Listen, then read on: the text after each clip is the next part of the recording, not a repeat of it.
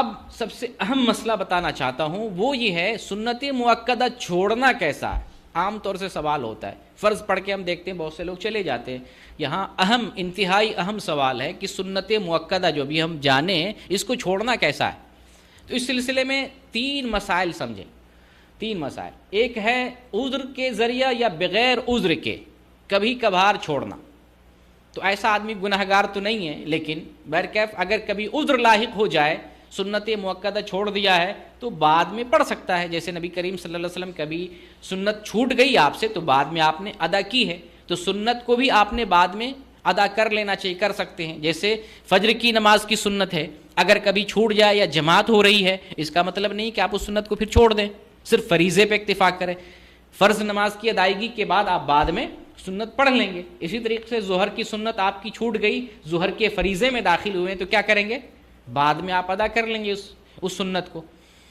تو اگر کوئی آدمی عذر کی وجہ سے چھوڑا یا بغیر عذر کی وجہ سے چھوڑا ہے تو کبھی کبھار چھوڑتا ہے تو کوئی بہت بڑا مسئلہ نہیں ہے، لیکن بہرکیف التزام کرنا چاہیے سنت مؤکدہ کا بھی۔ دوسرا مرحلہ یہ آتا ہے کہ کوئی آدمی عذر یا بغیر عذر کے اکثر چھوڑتا ہے، یہ مناسب نہیں ہے 2 حیثیت سے۔ پہلی حیثیت یہ ہے کہ یہ جو ثواب بیان کیا گیا ہے کہ جنت میں ایک گھر بنایا جاتا ہے، اس ثواب سے وہ محروم ہوگا، ٹھیک ہے۔ اور دوسری وجہ یہ ہے کہ اگر فریضے میں کوتاہی ہوتی ہے تو فریضے کی کوتاہی کیسے دور کی جاتی ہے؟ انہی نمازوں کی بنیاد پر سنن رواتب جب آپ پڑھتے ہیں تو فریضے میں جو کوتاہی آ جائے تو وہ کوتاہی سنن رواتب سے پورا ہو جاتی ہے۔ اور ہم میں سے کون آدمی یہ کہہ سکتا ہے کہ میں 100% نماز خشوع خضوع اور تدبر اور غور و فکر اور جس طرح سے نماز کا حق ہوتا ہے ہم نے اس طرح سے ادا کیا؟ کوئی کہہ سکتا ہے؟ نہیں کہہ سکتا۔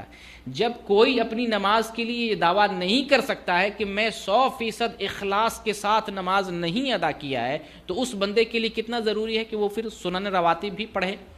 سنن رواتب پڑھنے سے ایک تو ثواب جو اپنی جگہ پہ موجود ہے، پھر فریضے میں جو کوتاہی ہوتی ہے وہ کوتاہی پوری کر دی جاتی ہے۔ تو اگر کوئی آدمی عذر کے بغیر یا عذر کی وجہ سے مسلسل چھوڑتا ہے تو بہت سارے اجر سے وہ محروم ہوتا ہے، حتیٰ کہ فریضے کی کوتاہی اس کی باقی رہ جاتی ہے۔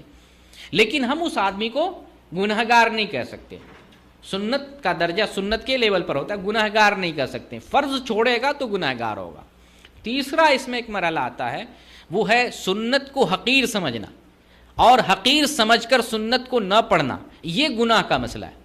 اگر کوئی آدمی یہ سمجھ رہا ہے کہ صرف فرض ہی ہمارے لیے ضروری ہے، سنت ہی تو ہے، کیا فرق پڑتا ہے، اس کی کوئی اہمیت نہیں ہے، کوئی ویلیو نہیں ہے، اگر اس طریقے سے توہین کر کے چھوڑتا ہے تب وہ اس حال میں گنہگار ہوگا۔ تو یہ سنت چھوڑنے کا آپ نے مسئلہ سمجھ لیا۔